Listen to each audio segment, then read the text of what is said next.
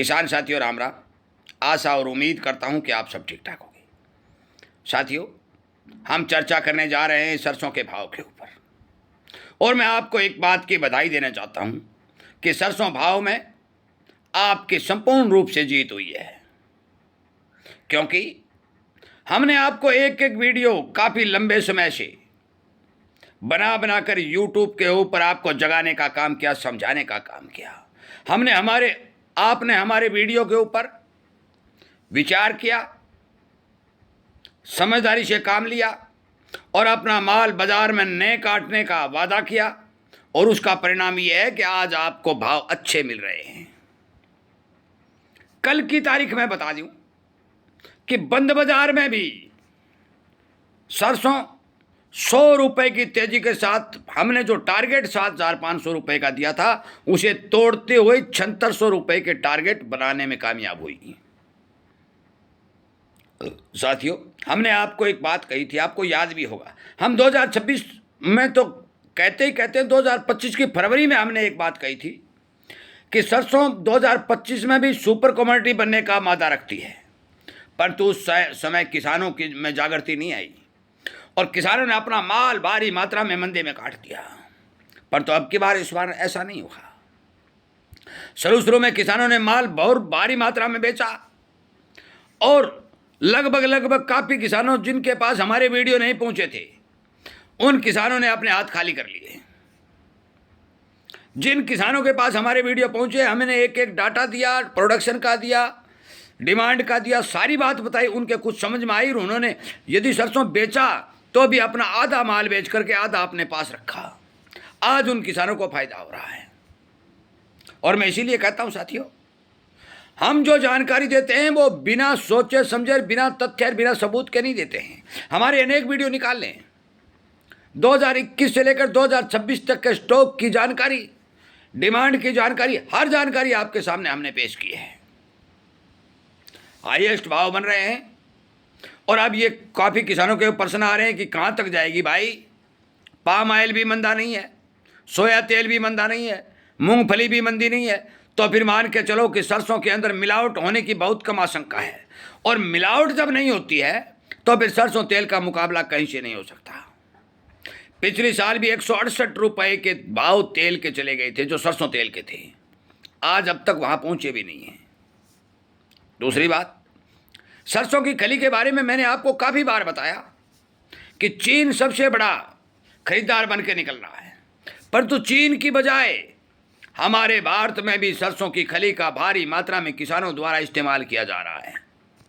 और एक और बात बता दूं, इसी वीडियो में आगे यूरिया, DAP, पोटाश, सल्फर, फलाना धिकड़ा सभी खादों की कमी देखी जाएगी, और बिना सरसों की खली के किसान खेती नहीं कर पाएगा। क्योंकि यदि आपको पोषक तत्वों की पूर्ति करनी है तो जमीन में सरसों की खली डालनी पड़ेगी। हमने वीडियो बना करके अपलोड कर रखा है, सरसों की खली की मात्रा बता रखी है। जितने भी किसान हमारे साथ जुड़े हुए हैं वो सारे के सारे सरसों खली का इस्तेमाल कर रहे हैं, और उन्हें अच्छा फायदा हो रहा है। साथियों, मैं आपकी जानकारी के लिए बता दूं कि इस बार सरकार के पास और स्टॉकिस्ट के पास सरसों बहुत कम है। सरसों है तो फिर किसान के पास है, और किसान के पास कितनी है कि लगभग 45% सरसों है, मतलब आधी से भी कम।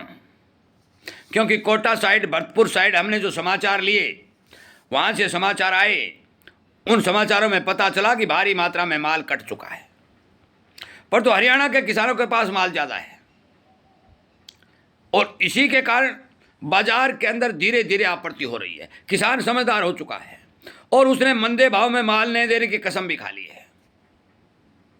मैं ये नहीं बता सकता कि सरसों कहाँ तक जाएगी, पर तो अगस्त और सितंबर के अंदर जब बरसातों की शुरुआत होती है और सर्दी की शुरुआत होती है, तो मान के चलो कि सरसों तेल की डिमांड बढ़ती है। और डिमांड बढ़ती है तो आपको पता है कि मार्च महीने में ही और अप्रैल में 2 महीनों में ही 40 लाख टन सरसों के लगभग पिड़ाई होना अपने आप में रिकॉर्ड है। 15 लाख टन महीने की यदि पिड़ाई होती है तो सरसों कहाँ से आएगी। सामान्य पिड़ाई केवल और केवल 7-8 लाख टन की प्रति महीने की रहती है। इस बार 2-3 महीनों से डबल पिड़ाई चल रही है। जो ही सरसों बाजार में आ रही है पीट दी जा रही है, और किसान जागरूक होकर के माल भी धीरे धीरे बाजार में ला रहा है। बाजार पर किसी प्रकार का दबाव नहीं बन रहा है। आवकों का प्रेशर भाव को गिराता है, और अब की बार कोई आवकों का प्रेशर बाजार में दिखाई नहीं दे रहा है। 15 लाख 16 लाख जो भी बैग आ रहे थे और वर्षों में, अब की बार ऐसा देखने को नहीं मिला, और जिसके कारण भाव स्ट्रॉन्ग और ठीक बने रहे। आगे भी मैं आपकी जानकारी के लिए बता दूं कि मेरे पास सरसों की मंदी की 101% कोई खबर नहीं है। माल बहुत कम है, सरकार के हाथ खाली हैं। 2025 का स्टॉक नील निकल के आ चुका है। केवल और केवल, मैंने पिछले साल भी कहा था, केवल और केवल 2026 की फसल के ऊपर सरसों चलनी है। विदेशों से कुछ किसान भाई भ्रमित हो रहे हैं कि विदेशों से सरसों तेल आ सकता है, कुछ नहीं आ सकता। कनेला तेल मंगवाया सरकार ने पिछले साल, उस टाइम डॉलर सस्ता था, $82 के भाव डॉलर के थे, 82 रुपये के भाव डॉलर के थे। आज 95 रुपये के भाव हैं। जो सामान बाहर से आएगा तेजी का तड़का लगेगा, बाहर से तेज आएगा, भारत में मंदा नहीं रहेगा। ये बात स्पष्ट सुन लें।